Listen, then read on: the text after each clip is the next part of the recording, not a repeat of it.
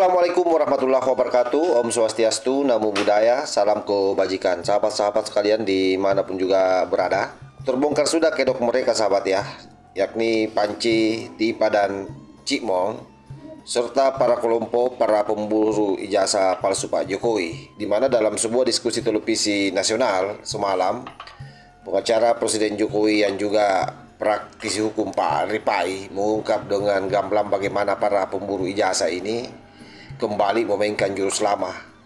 Jadi mereka ini menyusun buku itu mengklaim penelitian ilmiah dan menjadikan tameng untuk menutupi fitnah. Jadi intinya bahwa itu hanya alibi sebenarnya untuk bisa lepas dari jeratan hukum yang hari ini lagi berproses di Polda Metro Jaya. Untungnya publik sudah tahu persis bahwa semua itu hanyalah merupakan jurus mabuk ala Roy Suryo, dan itu adalah sesuatu yang sudah sangat lazim dilakukan oleh mereka yang melakukan fitnah, berupaya berlindung di balik narasi penelitian dan menyusun buku. Jadi sekali lagi saya tegaskan bahwa bagi Pak Ripai itu adalah alibi belaka.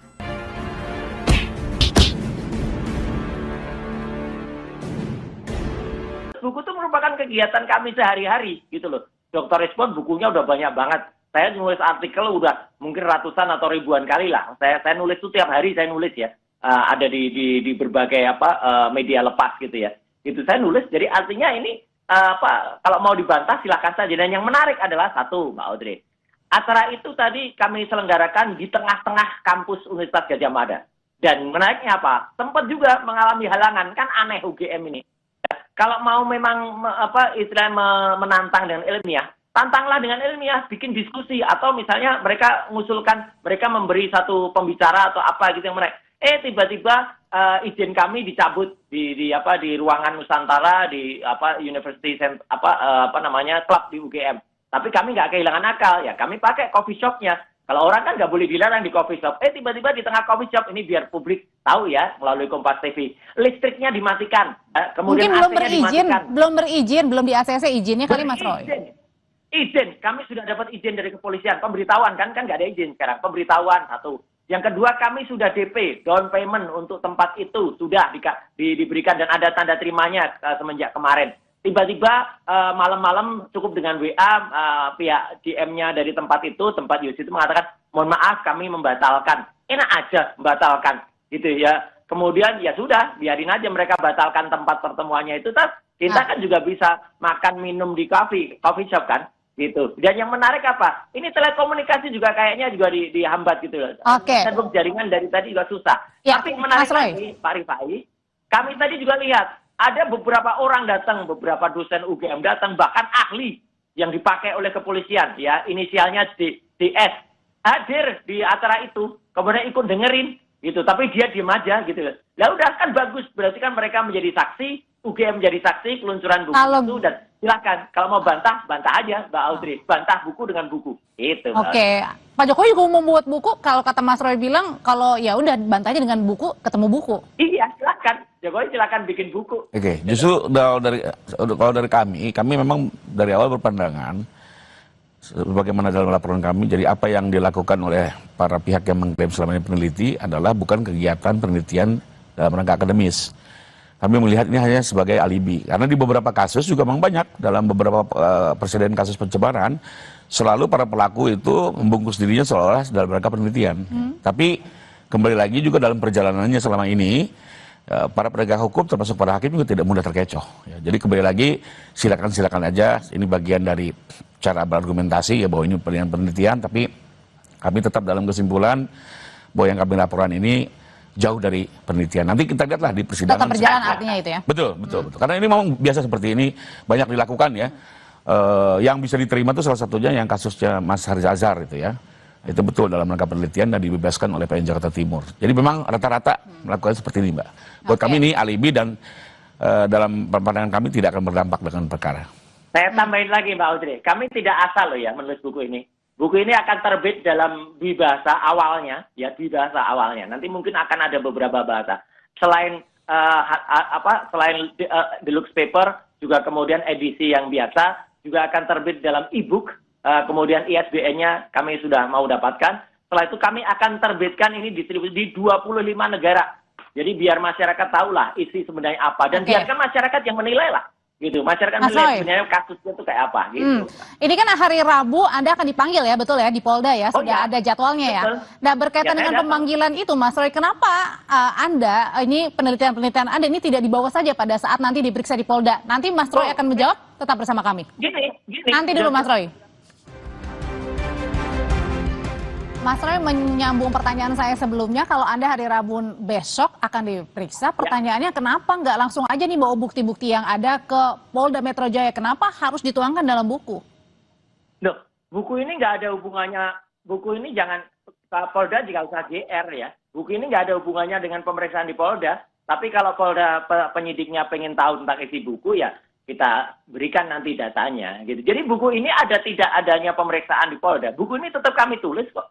Gitu, karena buku ini sifatnya ilmiah untuk pengetahuan masyarakat. Biar masyarakat tuh ngerti bahwa pernah punya presiden yang ijazahnya diragukan.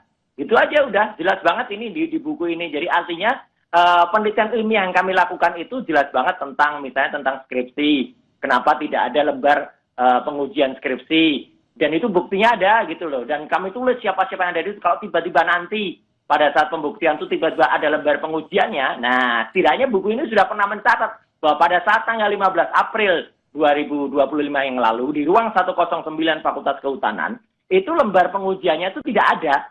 Kalau tiba-tiba nanti ada, berarti ada bukti palsu yang waktu itu ditunjukkan. Dan ini ada konsekuensi hukum. Tapi temuan-temuan ini ada nggak takut? Sekarang kan lagi tersandung kasus dugaan pencemaran nama baik Pak Jokowi. Dengan menuangkan buku ini, Anda nggak takut, Mas Roy? Ya, itu namanya ilmiah kalau dituding dengan hukum yang katangan kayak gitu. Enggak. Pencemaran nama baik apa? Kalau namanya baik dicemarkan, kalau namanya udah cemar ya dibaikkan namanya. Jadi artinya apa? Orang yang kemudian dipertanyakan ketika diskusi ilmiah tahun 2013 menyatakan IPK-nya di bawah 2, itu namanya baik atau cemar. Ya, dari situ aja udah ketahuan kan. Kemudian juga dari beberapa hal-hal yang kemudian kami temukan ya, termasuk bukti-bukti yang disampaikan oleh Bareskrim ya, oleh di TPDUM yang dipublikasikan. Soal ternyata registrasinya hanya sarjana muda ya, bukan sarjana. Kemudian bukti pembayarannya hanya sampai semester 4, KKN-nya kemudian salah tahunnya. Dan ada bukti dari Pak Kasmujo, lengkap dengan rekamannya, lengkap dengan kemudian translate rekamannya ya, transkripsi rekamannya semuanya ada. Jadi itu kan jelas betul mau perkara apakah itu ada, kalau secara hukum kan mungkin dikatakan, yang bisa digunakan nanti yang hanya digunakan di persidangan. Ya itu versi hukum, versi ilmiah. Saya tanyain kalau gitu ke Bang Rifai. Bang Rifai, kalau Anda lihat sendiri sebenarnya apa sih tujuan dibalik launching, ini masih soft launching buku ini begitu, di tengah-tengah kasus dugaan pencemaran nama baik Pak Jokowi? Ya, kalau seperti yang tadi saya jelaskan, kalau saya sih berpendapat ya, ini adalah salah satu cara untuk membangun alibi, bahwa seolah-olah apa yang sudah terjadi selama ini adalah bagian dari penelitian. Sekalipun dari segi tata waktu, metode, etika dan segala macamnya, ya sebagaimana masyarakat juga bisa menilai lah, apakah ini benar-benar penelitian akademis atau seolah-olah saja sebagai bagian dari pembelaan, ya monggo masyarakat menilai. Tapi kalau kami tetap berpandangan apa yang sudah terjadi ini murni sebagai perbuatan yang memang ingin melakukan fitnah terhadap Pak Jokowi dan ingin membangun sebuah kegaduhan sosial lah ya. Memang di era post seperti ini kan memang salah satu kuncinya adalah hukum harus berani bertindak dalam konteks tindak pidana fitnah ya. Perlu dibedakan Mbak, fitnah dengan pencemaran. Kalau pencemaran ini bisa bicara mengganggu juga iklim demokrasi, tapi kalau fitnah itu agama manapun bilang bahwa ini lebih kejam dari pembunuhan. Kalau ini termasuk yang mana? Di era post truth ini bahayanya Mbak, itu bisa membangun keresahan sosial. Seperti contoh lah, beberapa tahun yang lalu ada aktivis mengklaim dirinya dipukuli aparat, ternyata operasi plastik. Sempat membuat ketegangan politik. Di berbagai negara, contohnya Prancis, istrinya Presiden Macron dituduh laki-laki. Sempat terjadi gejolak sosial. Jadi sesuatu yang sifatnya adalah pencemaran dengan fitnah itu sesuatu berbeda. Ya, kalau pencemaran itu faktanya benar, tapi disebarluaskan. Tapi kalau fitnah, faktanya tidak benar, Pak. Yang disampaikan ke publik itu tidak benar. Betul-betul kebohongan yang bisa meresahkan masyarakat. Dan korban di sini bukan hanya Pak Jokowi, tapi seluruh masyarakat yang mengkonsumsi berita hoak atau yang tidak benar. Dan ini adalah menurut Bang Rifai sendiri adalah suatu fitnah dengan termasuk Fitnah, karena kami meyakini ijazah ini asli, benar adanya dan sah. Dan nanti biarlah di persidangan, ya. Kalau tidak salah sekarang sudah 99 saksi sudah didengar oleh Polda, bahkan juga sudah banyak ahli didengar. Nantilah di persidangan, ya, kami akan membuktikan bahwa ijazah Pak Jokowi itu asli, diperoleh dengan perkuliahan yang benar, melihat semua proses, dan beliau menerima ijazah ini secara asli dari UGM. Nah, sementara kalau dari kubunya Pak Roy kan menganggap ijazah ini palsu dengan segala rekayasanya gitu ya. Silakan nanti dua versi ini dibawa ke persidangan. Kalau kita lihat video itu tadi, jelas ya bahwa Pak Rifai dengan sangat tegas menegaskan bahwa menyusun buku itu tidak otomatis membuat isinya benar. Jadi klaim ilmiah bisa menjadi bumerang jika dibangun tanpa metodologi yang sahih. Jadi buku yang mereka luncurkan itu tetaplah bahwa isinya hanya fitnah belaka terhadap Pak Jokowi. Apalagi kita tahu bahwa data yang digunakan adalah data yang bersumber dari tempat yang tidak jelas. Jadi semua manipulatif. Dan sekali lagi ini hanya dendam politik. Inilah pola lama sebenarnya sahabat yang kembali dimainkan oleh para pemburu ijazah ini, berlindung di balik istilah penelitian. Jadi seolah intelektual, padahal secara substansi itu sangat kosong. Polisi dan publik saya yakin paham ini bahwa ini bukan ilmu tapi hanya sebuah ilusi dan tameng untuk mau keluar dari jeratan hukum. Dan lebih berbahayanya lagi karena praktek seperti ini akan merusak kepercayaan masyarakat pada dunia akademik. Jika fitnah bisa dibungkus rapi menjadi buku, ya publik akan kehilangan batas antara fakta dan fiksi. Nah, di titik inilah sikap tegas aparat hukum saya kira memang sangat dibutuhkan. Jadi bukan hanya untuk melindungi Pak Jokowi, tetapi sekali lagi ini untuk menjaga marwah keilmuan dan marwah peradilan kita. Apa yang dibongkar oleh Pak Rifai saya kira ini semakin menegaskan wajah asli para pemburu ijazah ya. Jadi sekali lagi mereka tidak berhenti mencari cara untuk melanggengkan fitnah. Kali ini tidak tanggung-tanggung kan kebohongan yang dia mainkan. Jadi menjadi seolah-olah penelitian. Tapi ingatlah bahwa emas tetaplah emas meski terbenar lumpur. Dan debu tetap debu meski dibungkus kain sutra. Buku mereka ini mungkin tampak rapi, tapi isinya tetap saja sampah dan fitnah yang saya kira sangat layak dijadikan sebagai pembungkus kacang sahabat. Saya kira demikian ya. Wallahul muwaffiq ila aqwamit thoriq. Wassalamualaikum warahmatullahi wabarakatuh.